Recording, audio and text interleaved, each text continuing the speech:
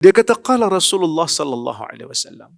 Rasulullah sallallahu alaihi wasallam bersabda, ajaba li amril mu'min. Nabi kata, ajaib urusan orang yang beriman ini. Ajaib urusan orang yang beriman ini. Inna amrahu kullahu lahu khair. Sesungguhnya urusan dia, seluruh urusan dia, untuk dia adalah kebaikan. Walaysa dhalika illa lil mu'min.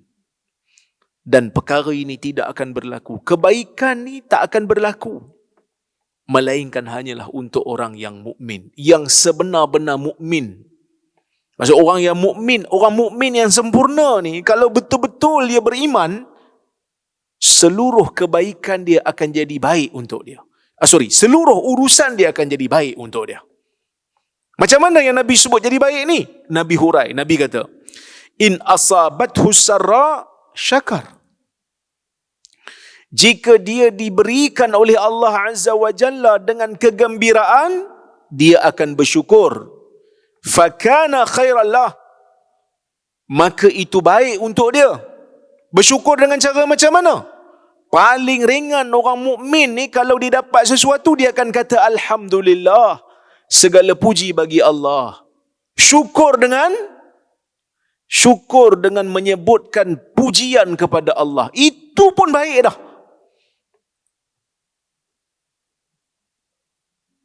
Kan? Itu pun baik dah. Dapat dah pahala tu. Kalau nak lebih lagi, dapat kebaikan, dia bersedekah pula.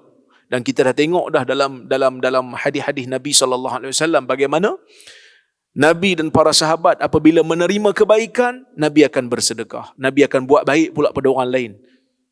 Ka'ab bin Malik radhiyallahu anhu, apabila taubatnya diterima, dia bersedekah. Dia bagi baju dia. Sampai baju tak ada, dia kena pinjam baju orang lain pula nak pergi jumpa Nabi SAW.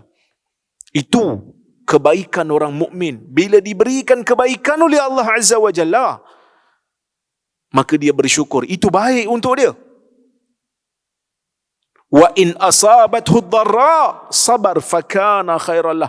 Kalau dia diterima, kalau dia diberikan dengan musibah, kalau musibah melanda dia, menimpa dia, sabar. Dia sabar. Dan itu juga baik untuk dia. Sebab itu dalam hadis Aisyah radhiyallahu anha menyebutkan, Aisyah kata Nabi SAW ni kalau diberikan dengan kebaikan, Nabi akan kata apa? Alhamdulillahilladzi bini'amatihi tatimmus salihat. Segala puji bagi Allah yang dengan nikmatnya sempurnalah segala kebaikan. Tapi bila Nabi diberikan oleh Allah Azza wa Jalla dengan sesuatu yang Nabi tak berapa nak seronok, Nabi sebut juga pujian. Nabi kata alhamdulillah ala kulli hal. Segala puji bagi Allah dalam setiap keadaan. Dalam keadaan terima nikmat, puji Allah. Dalam keadaan terima musibah pun puji Allah. Kenapa? Awal-awal bab sabar saya dah cerita. Allah bagi nikmat, syukurlah kerana kita dapat nikmat. Yang kadang-kadang Allah bagi lebih daripada apa yang kita fikirkan yang kita boleh dapat. Kan? Yang kadang-kadang kita tak sangka pun Allah Ta'ala bagi. Dan kita syukur pada Allah.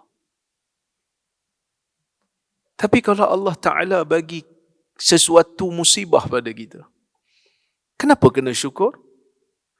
Kerana dengan musibah itu kita ingat Tuhan. Kerana dengan musibah itu kita boleh khusyuk dalam salat. Kerana dengan musibah itu Allah cuci dosa kita. Kerana dengan musibah itu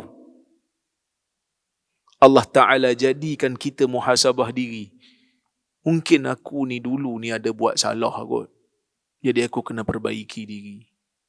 Jadi macam-macam kebaikan yang terlindung yang kadang-kadang kita tak nampak. Kita rasa macam kita nak benda tu tapi Tuhan tak bagi kan. Kita sedih, tak dapat. Tapi ada kebaikan yang in disguise. Kan orang putih kata apa? Blessing in disguise kan. Rahmat yang tak nampak.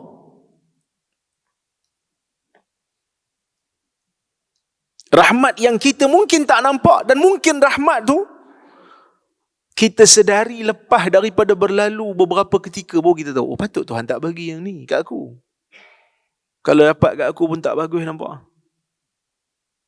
Kan? Jadi sebab tu dalam apa keadaan sekalipun, kita kena bersyukur kepada Allah Subhanahu wa ta'ala. Dalam keadaan apa sekalipun Allah Ta'ala bagi musibah, kita kena sabar dan kita kena fikir satu benda. Kalau kita sabar, ni sama-sama kita lah. Selagi orang kata, walau ustaz cakap pandai lah. Saya pun sama juga. Kadang-kadang saya diuji dengan perkataan saya sendiri.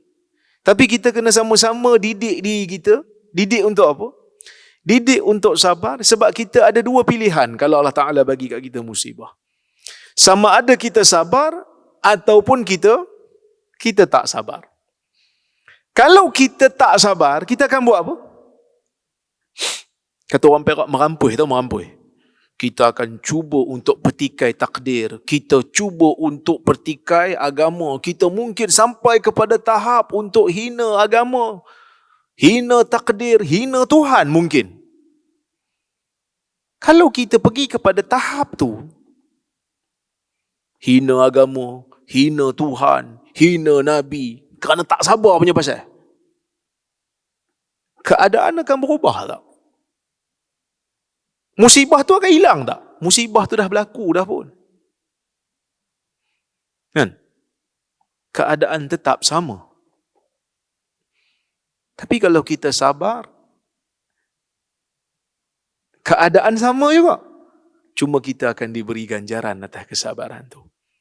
Saya nak bawa tuan-tuan pada satu, dulu kan, zaman 90-an dulu ke zaman awal 2000 dulu adalah seorang pelakon ni, kan. Glamour, kalau saya sebut nama tuan-tuan mesti kenal, tapi saya tak nak sebut lama lah. Dia kata apa? Dia kata, dulu saya ni memang salat. Tapi lepas Tuhan ambil bapak saya, ambil mak saya, mati kan lah. Saya tak mau dah sembah dia. Sebab apa? Sebab dia ambil semua orang yang saya sayang. Apa? Tuhan rugi apa? Tuhan tak rugi apa pun. Kan? Tuhan tak rugi apa pun. Dia yang rugi. Sebab apa? Sebab engkau solat ke, engkau tak solat ke, Tuhan macam tu juga.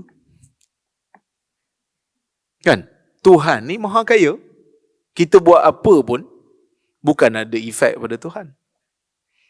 Sebab itu dalam hadis Abu Dhar, dalam sebuah hadis qudsi, Allah Azza wa Jalla mengatakan apa?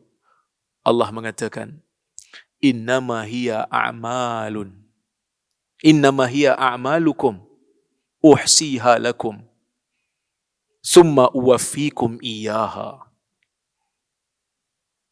Ya bani Adam, ataupun ya bani Adam, innama hiya a'malun, innama hiya a'malukum uhsiha lakum. Wahai anak Adam. Sebelum tu, dia hadis ni panjang. Sebelum tu, saya nak ambil yang sebelum tu, saya ingat balik. Allah Ta'ala kata apa? Ya bani Adam, innakum lan tadurruni, innakum lan tafa'uni, lan tablughu naf'i fatanfa'uni. Itu ayat dia. Wahai anak Adam, kamu tak boleh pun nak memberi apa-apa manfaat pada aku.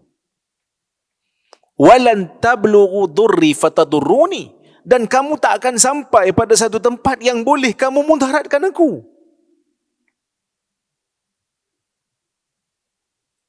Tuhan bagi tahu kat kita ni.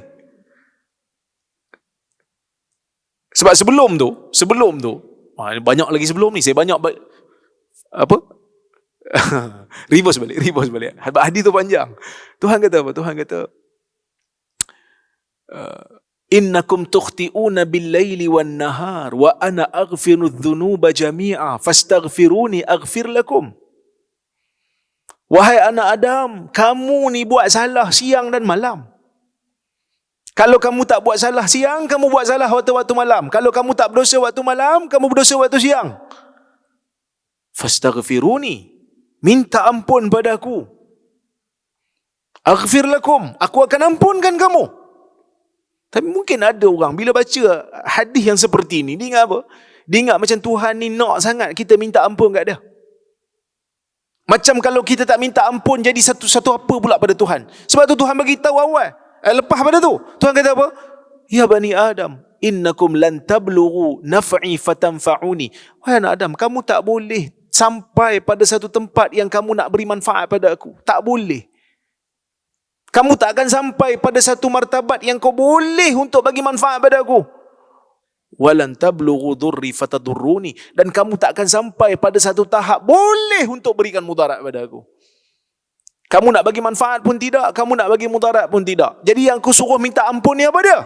Tuhan kata, innama hiya a'malun uhsiha lakum thumma innama hiya a'malukum uhsiha lakum. Sesungguhnya yang aku beri ni adalah amalan kamu. Yang aku bagi tahu ni, yang aku peringatkan ni, itu amalan kamu. Uhsiha lakum, yang aku rakamkan seluruhnya. Ihsa ni kata orang Arab, dia macam ihsa ni macam apa? Bancian dia cuba. Kalau macam kita kumpul sebanyak mungkin, tapi Tuhan dia bukan kumpul sebanyak mungkin, dia kumpul semua. Habis semua. Sebab itu dalam apa? Dalam Quran kata apa? Ketika mana diletakkan catatan amal kan, orang yang apa? Orang yang jahat dia kata apa? Mali hadzal kitab la yughadiru saghiratan wala kabiratan illa ahsaha. Daripada kata ahsa. Apa jenis kitab ni? Tak tinggal yang kecil, tak tinggal yang besar, semuanya dikumpul. Daripada perkataan ahsa. Lepas tu Tuhan kata, innama hiya a'malukum uhsiha lakum. Amalan kamu yang aku kumpulkan semuanya. Summa uwafikum iyaha. Kemudian aku akan berikan balasan kepada kamu berdasarkan apa yang kamu amal. Yang aku suruh minta ampun apa semua ni, semuanya adalah untuk kamu. Bukan untuk manfaat aku, bukan untuk mudarat aku, kata Tuhan. Kepada Tuhan kata apa dalam hadis tu? Faman wajada khairan falyahmadillah. Sesiapa yang dapati amalannya nanti apabila dihimpun oleh Tuhan di hari akhirat, letak depan dia, dia dapati amalan dia itu amalan baik, falyahmadillah, maka pujilah Allah. Kenapa kena puji Allah? Bukankah kita yang buat amalan baik itu puji Allah? Betul lah kena puji Allah. Sebab apa? Sebab kita dapat agama ni, nak buat baik ni, Allah yang ajar kita. Allah yang hantar Nabi kat kita. Dan segala amalan baik yang kita dah belajar ni, yang kadang-kadang kebaikan yang sangat besar, tapi kita tak keluar modal yang banyak pun untuk dapatkan kebaikan yang besar ni. Dan Tuhan bagi ganjaran berlipat kali ganda. Al-hasanatu bi'ashri amsalha. Satu pahala diganda 10 ila sab'i mi'ati di'fin ila adha'afin kathirah. Mungkin ke 700 kali ganda dan mungkin lebih lagi. Sebab tu kena puji Tuhan. Kita buat satu kebaikan. Kebaikan yang kita buat tu Tuhan ajar. Macam mana kita boleh faham kebaikan tu adalah kebaikan? Kerana Tuhan bagi kat kita akal. Akal siapa punya? Kita punya ke? Tuhan bagi. Kita boleh ingat kebaikan tu sebab apa? Sebab otak kita simpan memori tu. Otak siapa bagi? Tuhan bagi. Kita boleh dengar benda baik daripada kalam Rasul, daripada kalam Allah. Telinga siapa bagi? Allah bagi. Masuk gelombang bunyi dalam telinga kita. Siapa cipta gelombang tu? Allah juga. Semua Allah bagi. Kita hanya terima dan kita buat. Siapa bagi tenaga? Siapa bagi makanan? Allah Azza wa Jalla yang bagi.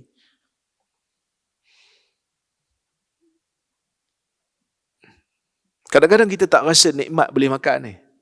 Bila kita rasa nikmat boleh makan? Bila kita dah tak sedap makan, barulah rasa nikmat makan. Kan? Ada orang sakit, dia tak boleh makan. Arwah opah saya dulu kan, waktu sebelum meninggal, tak boleh makan. Bukan kerana dia tak ada gigi, bukan kerana dia tak ada lidah, tapi dia kata dah hilang selera makan, badan jadi kurus. Minum pun dia kata tak ada selera, sampai pecah-pecah mulut. Allah Ta'ala uji kan, sebelum dia meninggal lah.